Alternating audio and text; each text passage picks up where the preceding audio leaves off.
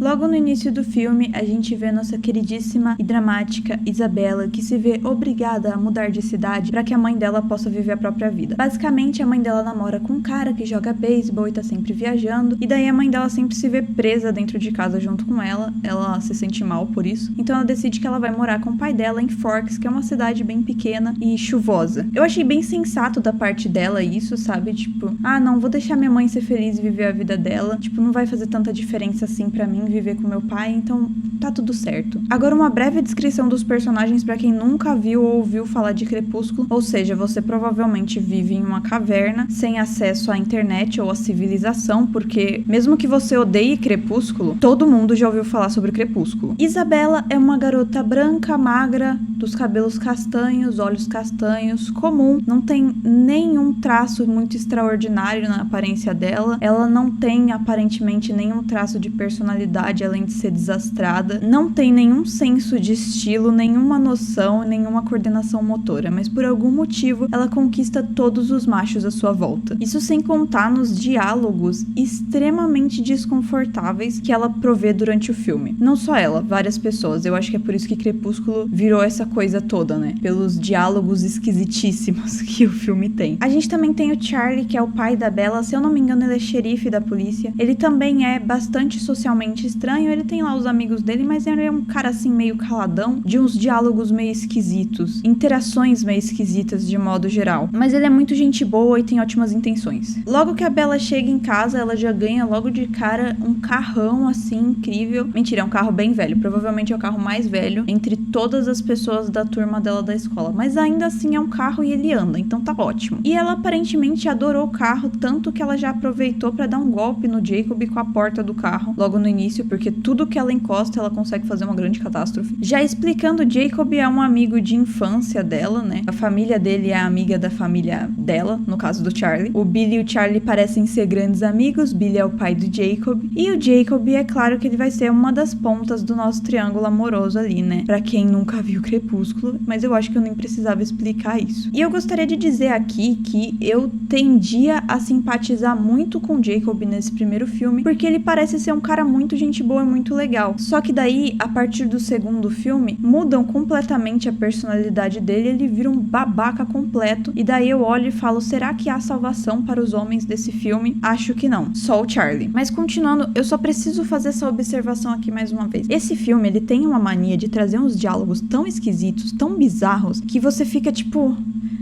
cara, qual é a necessidade? Qual foi a intenção?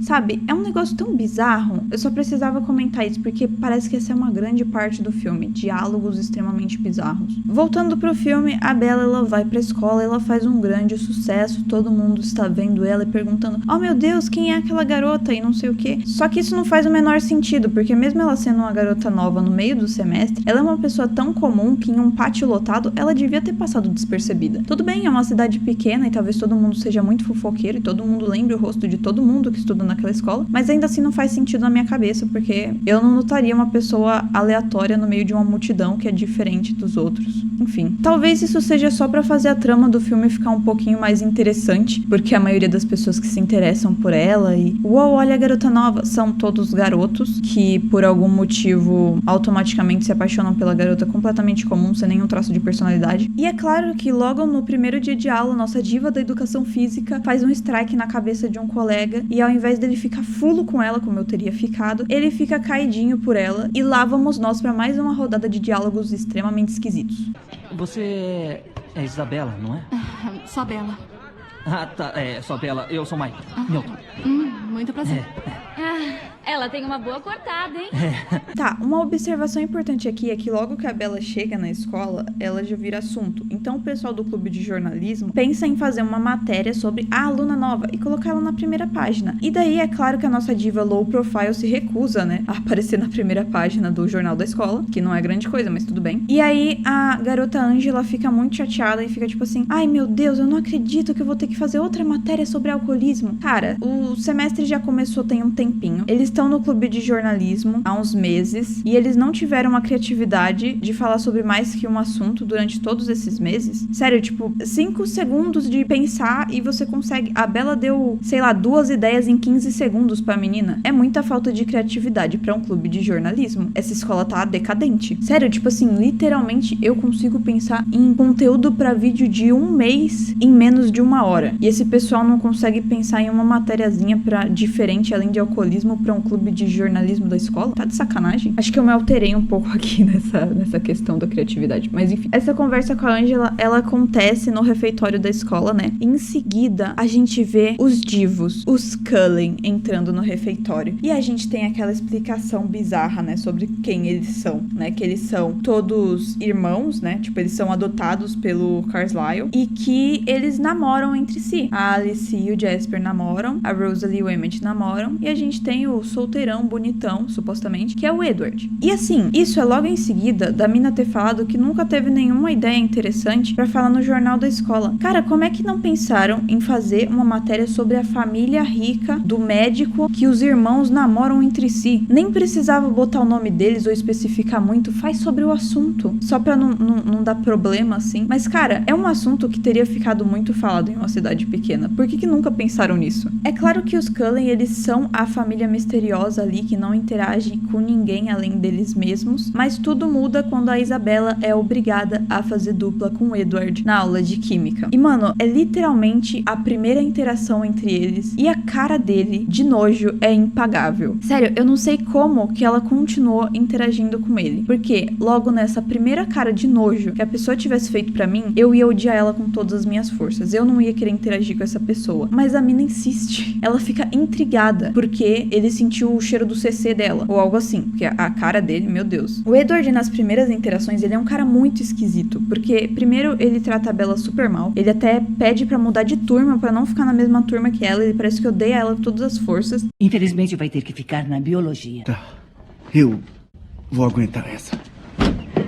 Depois ele some por dias, e depois ele reaparece e começa a puxar conversa e ser super simpático com ela. Daí ele salva ela de ser esmagada por um carro, o que faz ela suspeitar que ele não é bem uma pessoa normal, que talvez ele seja um tipo de X-Men. E depois ele começa a ser grosso com ela, do nada, de novo, quando ela começa a questionar ali, né, sobre essa situação. Daí ele fica tentando puxar papo com ela, e daí ele fala que eles não deveriam ser amigos. Mas é ele que fica enchendo o saco dela pra falar com ela o tempo todo. Tá vendo? Não faz sentido. Várias red flags. Mulher foge. Tipo, o cara não sabe o que quer, eu já tinha desistido há muito tempo. E pra você ter uma noção de como ele é sem noção, ele mesmo volta a falar com ela depois de ter falado que não queria ser amigo dela. Seguindo pros próximos eventos que eu vou citar aqui brevemente, né? A Bella, ela é convidada pelos amigos pra ir ali numa praia que tem na cidade, que é perto da reserva do Jacob, né? O Jacob, ele é de uma tribo lá. Eles vão nessa praia e tá um frio desgraçado, tipo, tá todo mundo de casaco, parecendo que tá enrolado num saco de dormir. Qual é o sentido de ir na praia nesse clima?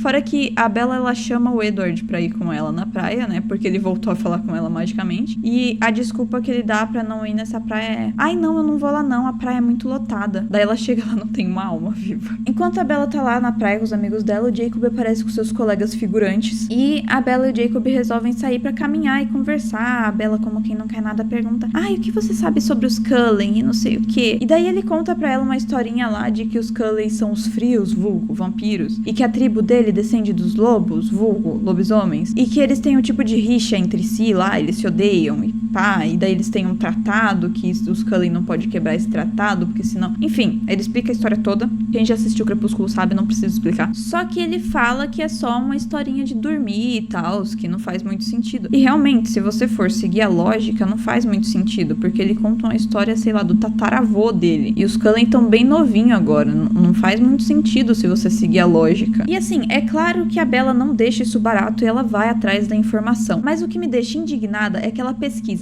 na internet a informação, ela acha na internet a informação, não satisfeita, ela vai até uma livraria em outra cidade pra comprar um livro sobre o assunto, sendo que ela já tinha na internet o assunto. Mas não, ela quer comprar um livro sobre o assunto. E daí ela vai nessa livraria tarde da noite, ela é atacada por pessoas quando ela sai da livraria. E o Edward aparece como mágica pra salvar ela, porque ele tava seguindo ela o tempo todo. Cara, mais uma red flag. O cara te seguiu até outra cidade, sem você ter nem comentado que você ia pra essa outra cidade. Ou seja, desde quando ele tá te seguindo? Mas ela acha isso completamente normal. Assim, sorte a dela que ele apareceu lá, né? Senão ela tava lascada. Mas ainda assim, não deixa de ser estranho. Daí eles resolvem sair pra jantar e não sei o quê. E nessa interação, quando eles ainda estão dentro do carro, ela encosta na mão dele por acidente. Ela vê que a mão dele está super gelada. E daí eu não achei nada demais, porque, cara, é uma cidade fria. Quando você sente frio, a primeira coisa que esfria são suas mãos e seus pés. Então ele tá com a mão gelada, não é nada demais. Então assim, achei que ela foi um pouco paranoica nesse quesito, sabe? Tudo bem, ela podia ter olhado outros sinais ali, mas a mão gelada não diz nada pra ela. Um outro fato interessante que não tem muito a ver com os assuntos que eu falei até agora é que estão acontecendo vários assassinatos na cidade de Forks. E o pessoal tava suspeitando de ser algum bicho, tipo um urso, alguma coisa assim. Só que depois de um tempo eles começam a pensar que talvez não seja um urso, não parece tanto assim, né? Então eles começam a suspeitar que talvez seja alguma outra criatura ou que talvez sejam pessoas mesmo. E nessa altura do filme a gente já sabe quem tá matando todo mundo, que são o trio de vampiros, Laurent, Victoria e James. E eu não consigo parar de pensar, toda vez que eles apareciam no filme, os três juntos, eu pensava naquela cena da paródia do cara perguntando se eles eram Black Eyed Peas. Então assim, toda vez que eles apareciam no filme me dava vontade de dar risada ao invés de realmente sentir uma tensãozinha, sabe? No dia seguinte, né, a Bella vai pra escola e ela decide sair caminhando pro meio da floresta e o Edward simplesmente vai junto sem ela ter chamado ele nem nada. E apesar dela não ter chamado ele, a intenção dela era que ele seguisse ela. Meio sem sentido, mas ainda bem que funcionou, né? Ela confronta o Edward sobre ele ser um vampiro. Eu sei o que você é. Diga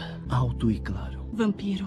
E daí a gente tem aquela cena ridícula do Edward tentando provar pra ela que ele é um cara muito perigoso. E a gente tem alguns pontos a ressaltar aqui. Mais da metade da cena é ridícula. A Bella diz pra ele que ela não tem medo dele, que ele não vai machucar ela. E cara, que falta de noção, sabe? Lá na primeira interação com ele olhando com cara de nojo pra ela, se eu fosse ela eu já teria desistido. Agora ela sabe que ele é um vampiro, ou seja, ele bebe sangue. E ela ainda tá insistindo nessa. Você não conhece ele há tanto tempo, não vale a pena. Daí ele sai arrastando ela, joga ela nas costas, corre super rápido com ela pro alto da montanha pra mostrar como ele realmente é no sol, purpurinado. E dizer que... Tenho a pele de um matador, Bella. Daí tem essa cena também. Você não pode correr mais que eu! Você não pode lutar contra mim!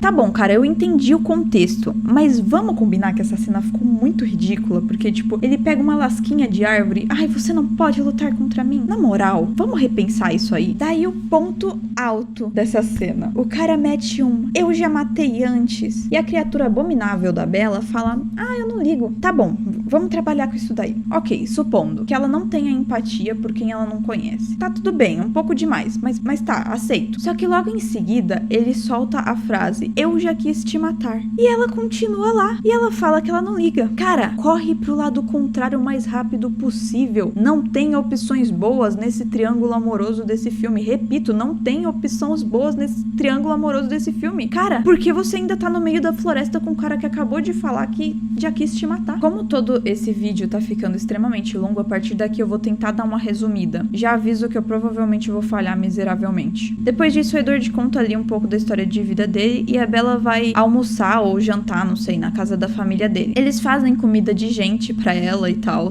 E a gente vê, né, na interação dela com a família dele, que a Rosalie, que é a garota loura, é completamente contra o relacionamento deles e tal. E o filme faz ela parecer uma completa babaca. E assim, cara, eu acho errado o jeito que ela trata a Bella, tá? Que ela trata a Bella muito, muito mal. Só que eu entendo os motivos dela, porque a Rosalie, ela é uma vampira porque ela foi obrigada, era a única opção dela, ela não tinha outra opção. E ela tá vendo a Bella fazendo várias escolhas burras de interagir com vampiros e na cabeça dela, a Bella tá destruindo a própria vida. Porque se ela pudesse, ela não teria virado vampira, porque a vida como uma vampira não é um morango. E a Rosalie, ela desistiu de vários desistiu não, né? Ela foi obrigada a desistir de vários sonhos que ela tinha, tipo, de formar uma família, ter filhos e tal. E ela não pode ter essas coisas. Ela até fala, se eu não me engano, em uma cena, em um outro filme, que ela preferia ter morrido do que ter virado uma vampira. Então ela vê a Bella indo atrás disso e ela sabe que a Bella vai querer virar vampira também. E é como se ela visse isso como um insulto. Só que o filme faz parecer que ela só é babaca mesmo. Seguindo com a história, a Bella apresenta o Edward oficialmente, né, pro pai dela e fala que ela vai junto com ele e com a família dele jogar beisebol. E aí, meus amigos, nas suas 1 hora e 21 minutos de filme é quando começa a dar bosta, porque aparece aquele trio de vampiros que tá matando geral e eles pedem pra jogar com eles. Mas o James, ele repara na Bella, que é humana, né, e a combinação ali da super proteção do Edward com a Bella, com o cheiro do sangue dela, fazem com que o James fique obcecado por ela e agora ele quer matar a Bella de qualquer jeito. Agora, momento historinha. Observação, tem spoiler dos livros, tá? Porque eu li alguns dos livros de Crepúsculo, não todos. Eu acho que eu não terminei Eclipse e foi por ali que eu parei. Mas eis a questão. O sangue da Bella, ele é tão tentador pro Edward em específico porque a Bella, ela é a cantante dele. É como se ela fosse o match perfeito pra ele. E o James, ele também tinha uma cantante que era a Alice, a irmã do Edward. A Alice, quando ela ainda era humana, ela já tinha essa sensibilidade de prever eventos futuros. Então, ela foi basicamente dada como louca, internada em um hospital psiquiátrico, onde ela passava por diversos tratamentos, que eu gosto de falar que não são bem tratamentos, né? Mas enfim. Ela passava também por tratamentos de choque que faziam com que ela perdesse a memória. Não me lembro agora se totalmente ou se por pouco tempo e tal, mas nesse hospital psiquiátrico, ela tinha um amigo e esse amigo era um vampiro. Mas ela não sabia, obviamente, que ele era um vampiro. Quando esse amigo descobre que o James, né, ficou meio que obcecado com a Alice, que o James ia atrás da Alice, esse amigo decide transformar a Alice em vampira, porque ele sabe que se o James chegasse até ela, ela não ia sobreviver. Então ela é transformada em vampira e ela acorda sem lembrar de nada da vida humana dela. Ela não sabe nada, absolutamente nada da vida humana dela. Provavelmente porque